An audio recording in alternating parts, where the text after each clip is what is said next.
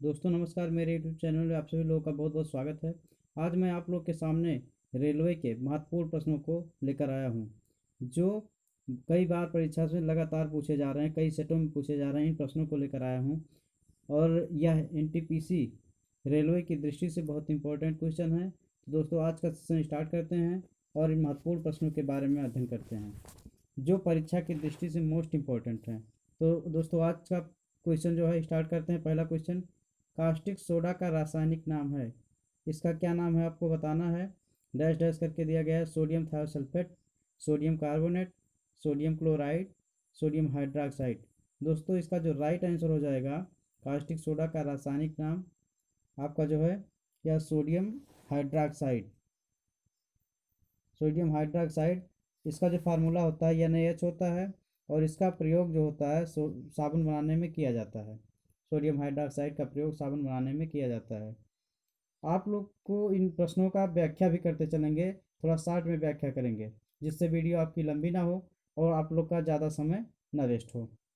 तो next question की तरफ चलते हैं। पहले डैश डैश दिया गया है, ने एटम बम का आविष्कार किया था। तो आप लोग को बताना है किसने एटम बम का आविष्कार किया था।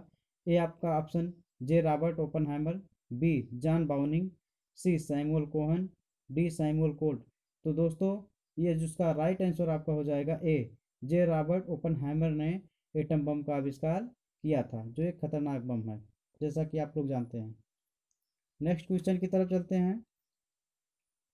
भारत के साथ अपनी सीमा की साझेदारी कौन करता है। डैश दिया गया आपका, भारत डैश डैश डैश के साथ अपनी सीमा की साझेदारी कौन करता है। ए Indonesia, B Maldives, C Myanmar, D Philippines.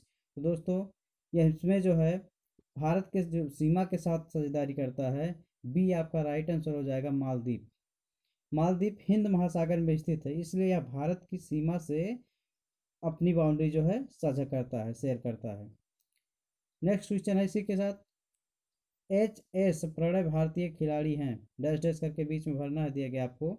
A badminton, B tennis, C kabaddi, D football. तो दोस्तों एस प्रणय, नाम याद रखिएगा, HS प्रणय, ये किसके खिलाड़ी हैं, बैडमिंटन के खिलाड़ी हैं। ए आपका राइट आंसर हो जाएगा, एस प्रणय आपके बैडमिंटन खिलाड़ी हैं। नेक्स्ट क्वेश्चन की तरफ चलते हैं। टकाई सोल्डरिंग के लिए डैश डैश डैश का प्रयोग किया जाता है किसका। एल्युमिनियम और निकेल की धातु का जो टाँका लगाते हैं उसके लिए इसका प्रयोग होता है, उसको कहा गया आप लोगों से। सीसा एवं टिन की मिश्र धातु का प्रयोग किया। जस्ता एवं सीसा की मिश्र धातु, जस्ता एवं तांबे की मिश्रित धातु। तो दोस्तों इसका जो आपका राइट आंसर हो जाएगा, बी आपका राइट आंसर हो जाएगा, सीसा एवं टिन की मिश्रित धातु का प्रयोग किया जाता है सोल्डरिंग करने के लिए, टाँका लगाने के लिए जो टाँका लगाते हैं। नेक्स्ट क्वेश्चन आपका है, नागालैंड की राष्ट्रीय भाषा क्या है। आप लोग जानते हैं नागालैंड एक भारत का राज्य है 29 राज्यों में, और यहाँ की राजधानी कोहिमा है। और यहाँ पे जो भाषाएं बोली जाती हैं वो कौन सी भाषा आपको बताना है। ए अंग्रेजी, बी डोगरी, सी बोडो, बी नागामीज। तो दोस्तों ए इसका राइट आंसर हो जाएगा अंग्रेजी, क्योंकि भारत का एक राज्य ऐसा है जहाँ पे अंग्रेजी बोली जाती है, मात्र वहाँ की भाषा जो है वह अंग्रेजी है। भारत का एक राज्य जहाँ की राजकीय भाषा अंग्रेजी है। तो अगले क्वेश्चन की तरफ चलते हैं। धारा प्रवाह को सुचालक के प्रतिरोध से संबंध करने वाले नियम को क्या कहते हैं। यह जो नियम है, ए केपलर का नियम, बी लैम्बर्ट नियम, सी जूल का नियम, डी लेंज नियम। तो दोस्तों इस नियम को जो कहते हैं वो जूल का नियम कहते हैं। आप लोग जानते भी होंगे, जूल एक महान साइंटिस्ट थे। तो धारा प्रवाह का जो सुचालक होता है उसका प्रतिरोध जो होता है उससे संबंधित जूल का नियम है। जूल आपका कार्य का मात्रक भी है, जूल को कार्य का मात्रक भी कहते हैं।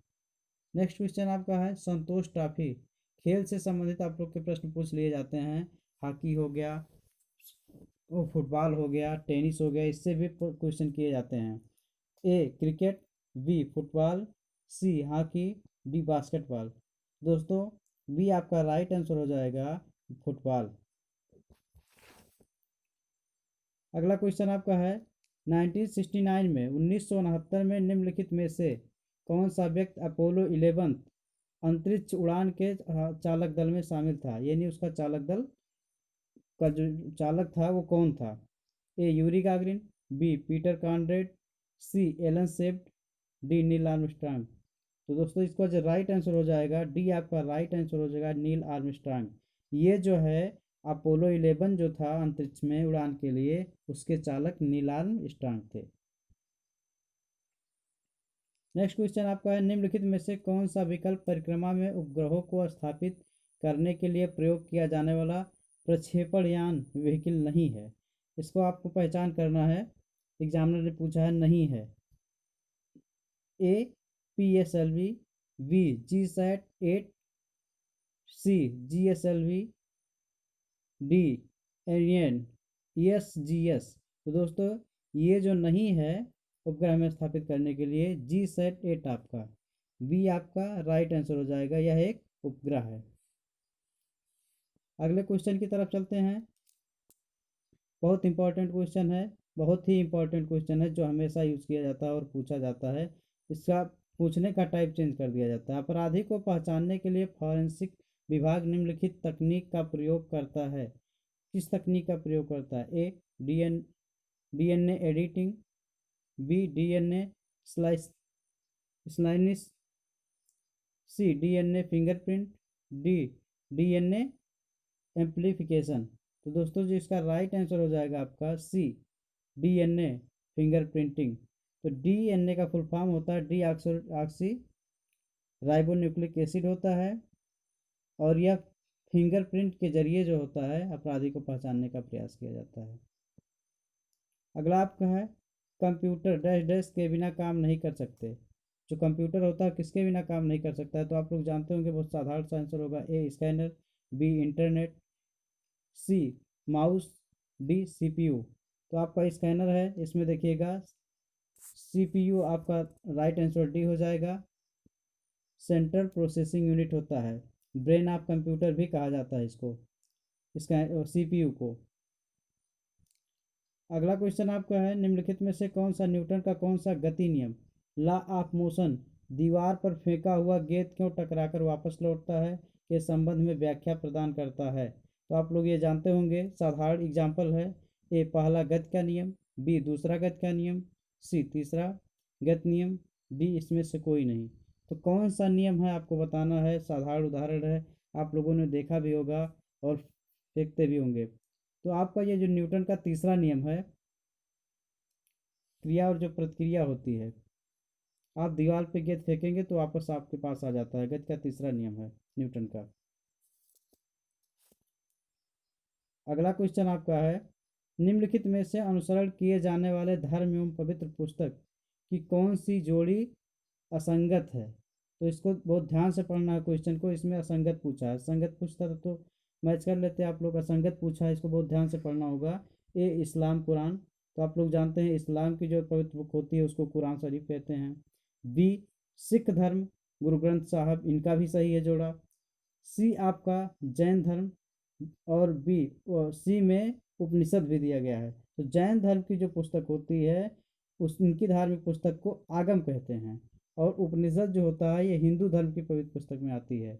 ईसाई धर्म ये लोग बाइबल पढ़ते हैं, ये भी सही है दोस्तों। सी आपका राइट आंसर हो जाएगा, जैन धर्म इनकी पवित्र पुस्तक को आगम कहते हैं, और यहाँ पे उपनिषद दिया गया है। तो दोस्तों सी आपका राइट आंसर हो जाएगा। तो इस आज के वीडियो का अंतिम प्रश्न लेकर आए हैं, नीचे दिए गए नदियों की जोड़ियों में कौन सा नदी भारत के दक्षिण भाग में बहती है? इसमें कौन सी नदी है? ए कृष्णा और गंगा, बी कावेरी और गोदावरी, सी नर्मदा और तापी, डी ब्रह्मपुत्र और यमुना। दोस्तों बी इसका राइट आंसर आपका हो जाएगा, कावेरी और गोदावरी। नर्मदा और ताप्ती अरब सागर में गिरती हैं, ये नदियाँ पूरब से पश्चिम की तरफ बहती हैं, इसलिए अरब सागर में गिरती हैं। तो दोस्तों यदि मेरा वीडियो अच्छा लगेगा तो आप सभी लोग मेरे चैनल को लाइक, सब्सक्राइब एंड शेयर ज़रूर कीजिएगा, और कमेंट के माध्यम से आप बताइएगा कि यह वीडियो कैसा लगा। धन्यवाद दोस्तों।